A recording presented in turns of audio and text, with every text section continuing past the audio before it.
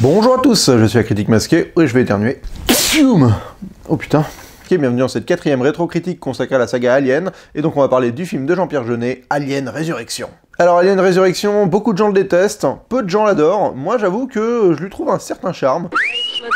Voilà, je trouve qu'il y a des gros défauts, et il y a des choses qui sont finalement assez intéressantes, dont le fait que ce soit quand même Jean-Pierre Jeunet qui réalise, et on sent que c'est lui qui a réalisé, quoi.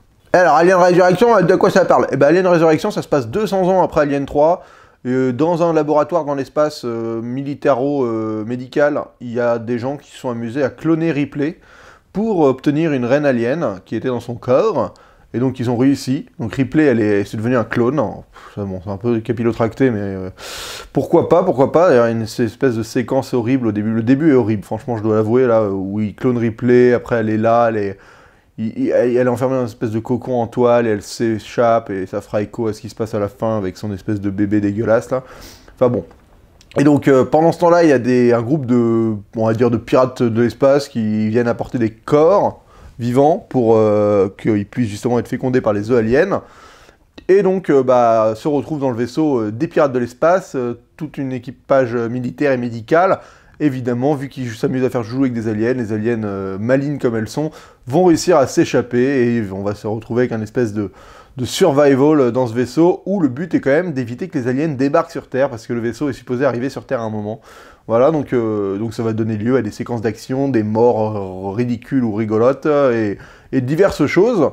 Écoutez, moi, je dois avouer que j'aime bien ce film, en fait. Je l'aime bien parce que c'est vraiment un film de monstre qui est plus dans la lignée d'un Jurassic Park, ou d'un Peur Bleu, là, le film avec les requins, que des 3 premiers aliens. On démystifie totalement la créature, c'est-à-dire que là, on la voit sous toutes les coutures, elle est plus du tout mystérieuse, on sait comment elle réfléchit même, il y a même une séquence où on voit qu'elle a une certaine forme d'intelligence, enfin...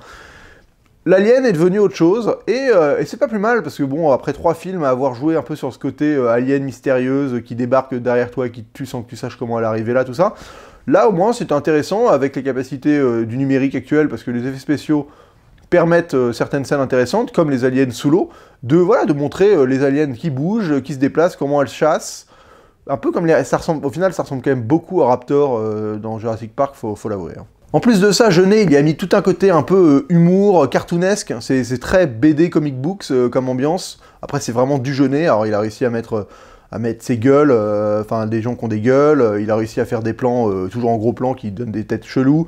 C'est finalement un réalisateur très visuel, il a joué aussi sur le gore, il y a beaucoup de scènes gore, mais qui sont gore fun.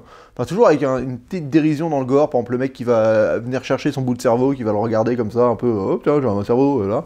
Ou le mec à la fin qui fait éclater une alien dans la tête d'un autre, enfin, voilà, il arrive à jouer sur des registres gore plutôt humoristiques, et c'est intéressant d'avoir ce changement de ton pour la saga Alien, parce que ça avait été absolument pas le cas jusqu'à présent. Les 3 premiers sont d'une austérité assez effrayante, et celui-là, il se prend beaucoup moins au sérieux que les 3 autres, donc je comprends que les fans hardcore l'aiment pas du tout, parce que y a un côté où t'as l'impression que ça respecte pas trop le matériel, et à la fois, moi je trouve ça intéressant que le mec ait eu les couilles de partir dans cette direction en tout cas. Alors c'est pas forcément Jeunet qui a eu les couilles, hein, parce que le scénario c'est Joss Whedon qui l'a écrit, donc c'est le réalisateur des Avengers, le mec qui avait écrit Buffy, et surtout qui a créé Firefly, la série qui ressemble beaucoup à ce groupe de pirates qui débarque sur ce bateau, ce vaisseau là.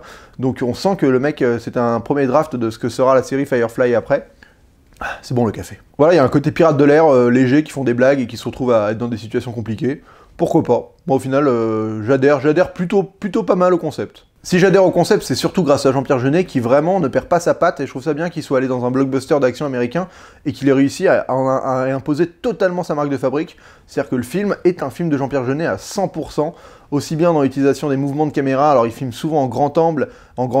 Il a une caméra qui est très fluide, qui va s'avancer sur les détails, reculer pour prendre le visage de quelqu'un, revenir sur sa tête en gros plan, enfin, sa caméra est hyper mobile, et il y a toute une narration qui passe vraiment par les mouvements de caméra. Et moi j'aime beaucoup Jean-Pierre Jeunet, j'aime presque tous ses films, j'aime beaucoup ses 2 premiers, La Délicatessen et La Cité des Enfants Perdus, et là on retrouve totalement la continuité de La Cité des Enfants Perdus, aussi bien dans le look des gens, le design des médecins, la gueule des personnages. Le mec il a même réussi à faire revenir Dominique Pinon là, parce que voilà, il veut des mecs qui ont une gueule, quoi. Une gueule, c'est vraiment un cinéma de gueule, le cinéma de Jean-Pierre Jeunet. Et là-dessus, je trouve qu'il y arrive très très bien. Alors voilà, il crée des gueules ridicules. Le militaire au début, qui a des tics un peu chelous, qui a l'air débile à souhait, qui a des poils sur les épaules. Enfin, il fait des espèces de personnages comme ça, des freaks. Et vu que je sais pas, c'est une continuité de l'univers qui est intéressante. Et je trouve qu'il a réussi surtout à pas perdre qui il est, Jean-Pierre Jeunet, dans ce film. Et bah pour ça, je dis plutôt bien ouais, mec. Pour ce qui est des scènes d'action, je trouve qu'il arrive à proposer des vrais moments cool, des moments un peu grotesques, mais sans re-rendre dans le côté comic books movie un peu, avec par exemple le mec qui va dévier ses balles sur le plafond pour tuer le garde qui est derrière lui, Dominique Pinon qui va monter son fusil à pompe de plein de parties de sa chaise roulante. Ouais, y a des séquences qui fonctionnent bien, la séquence sous-marine avec les aliens dans l'eau, elle fonctionne vachement bien. Par contre, il y a des moments où ça devient vraiment grotesque. Par exemple, cette séquence où, bah, juste après, là, où ils sont sur l'échelle, et ils n'arrivent pas à tirer sur l'alien qui est à peu près à 5 cm de lui. Là, t'as envie de lui dire, mais mec, retourne au camp de tir à prendre à viser, parce que c'est juste ridicule ce que tu nous fournis. Hein. J'aime beaucoup aussi le moment avec la grenade, quand il l'envoie dans le pod de sauvetage, là. Je trouve que le mec, il le fait tellement avec un espèce de flegme, genre, oh bah vite, faut sauver la Terre. Oh, c'est bon, j'ai réussi, je peux mourir tranquille. Je sais pas pourquoi je lui mets un accent bizarre en français à lui. Il y a aussi quelque chose que je trouve assez intéressant, c'est le fait d'avoir mis des personnages totalement oubliables. Et pour moi, c'est un peu volontaire, dans le sens où le groupe qui arrive, tu t'attaches vraiment à personne, peut-être à Ron Perlman, parce c'est Ron Perlman, mais ce que je veux dire, c'est que même le capitaine du vaisseau, il est totalement... il a pas de charisme, alors qu'il essaye de l'être, et tu t'en fous royalement. Et vu qu'en fait, bah, ils vont un peu finir par crever dans un ordre un peu aléatoire, ça te permet de pas trop te dire qui va survivre et qui va crever, et t'as une certaine forme de détachement vis-à-vis de ce groupe, qui est, je sais pas si c'est un peu intéressant, il y a presque un côté laboratoire où tu les observes se faire buter avec une certaine délectation, ce qui est pas forcément, ce qui aurait pas été le cas si t'avais essayé de vraiment nous jouer le côté émotionnel sur eux. Alors ils se foirent pour moi sur Winona Ryder et sur Ripley qui sont particulièrement étranges, mais je vais en parler un peu plus tard. Mais sur les autres personnages, je trouve ça intéressant d'avoir fait des personnages où tu t'y attaches pas du tout, et donc tu peux les regarder mourir de manière ridicule ou aberrante et être tués par les aliens avec une certaine jouissance, toute proportion gardée. Alors après, il faut parler des SFX quand même, donc c'est Pitof qui a fait les SFX, le monsieur qui a fait Vidoc, après et surtout Catwoman, meilleur film de toute la Terre, horrible vomi... Dans la version Extended Cut, parce qu'il y a encore une version Extended Cut, qui n'est pas forcément un Director's Cut apparemment, le film commence sur un effet spécial, ouais, d'un moustique en gros plan qui est supposé être en fait une gueule d'alien, et en fait si on recule on découvre que c'est un moustique. Dégueulasse effet spéciaux, dégueulasse cet effet spécial. Oh, il est moche, il est moche. Il est tellement moche que j'ai cru que c'était le logo d'une boîte de prod, c'est le truc un peu cheapos que tu peux voir dans les films. Oh, mais la honte quoi, franchement Pitof sur ce plan, mais tu t'es... Après, par contre, les effets spéciaux sont vraiment pas trop mal foutus. Autant les trucs dans l'espace, ça fonctionne très bien. Les aliens sous l'eau, comme je l'ai dit, c'est vraiment bien fait. Pour du 97, ça passe encore très très bien actuellement. Et les animatroniques sont hyper belles. Ça, elles sont vraiment luisantes. Elles en imposent sérieusement. Je trouve qu'à chaque fois que tu vois une alien à l'écran, ça te fait, tu sens la force de cette créature, quoi. Il y a la reine qui est plutôt imposante et qui est bien foutue. Alors après, voilà, on va parler un peu du point Godwin de ce film. L'abomination, l'enfant hybride Alien Ripley dont la reine alien accouche, là, cette espèce de truc, là. Oui, bah oui, mais alors ce truc, c'est supposé être une abomination, donc c'est logique que ça ressemble, que ce soit ignoble. Franchement, c'est une créature ignoble, elle est dégueulasse, quoi, elle me répugne.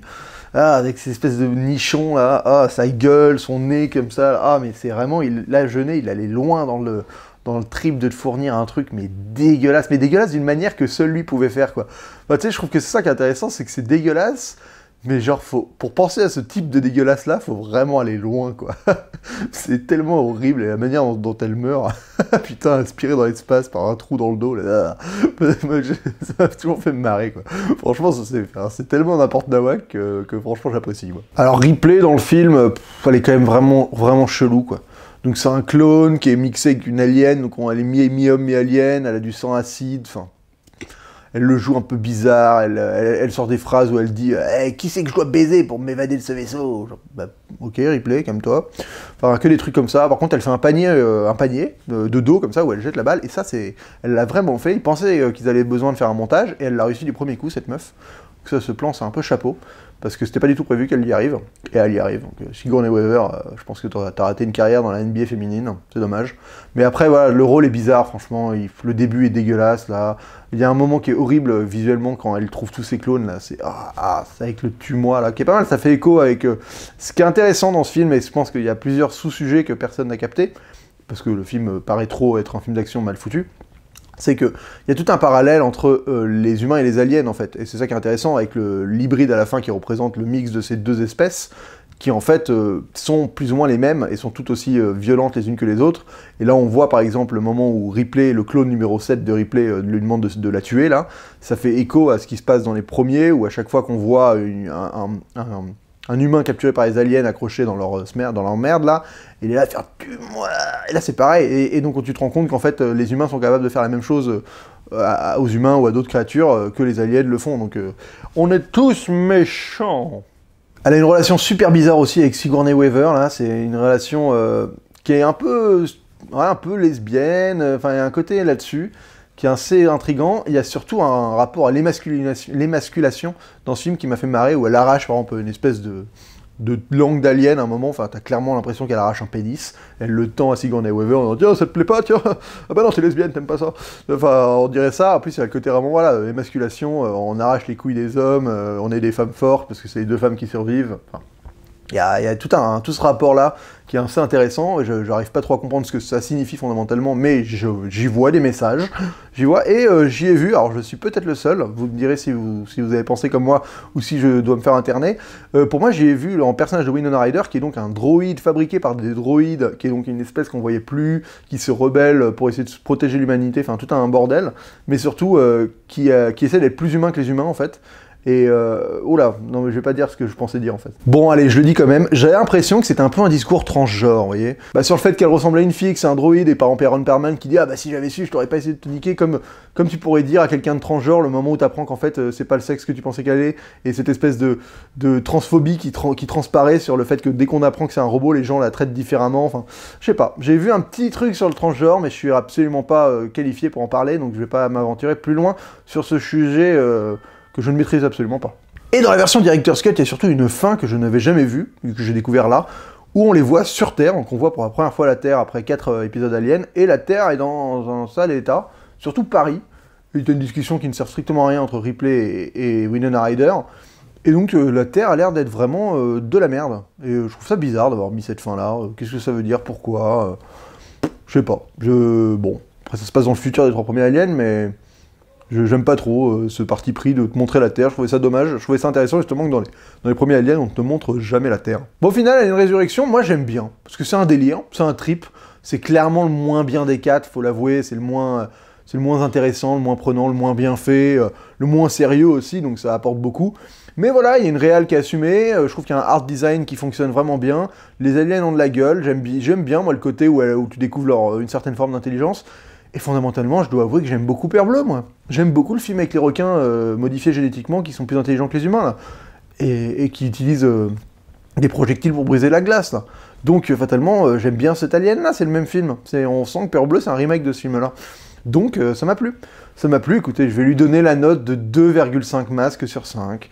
C'est pas un chef-d'œuvre, ça tape la moyenne, parce que je considère qu'il a fait le taf, il a fait le taf.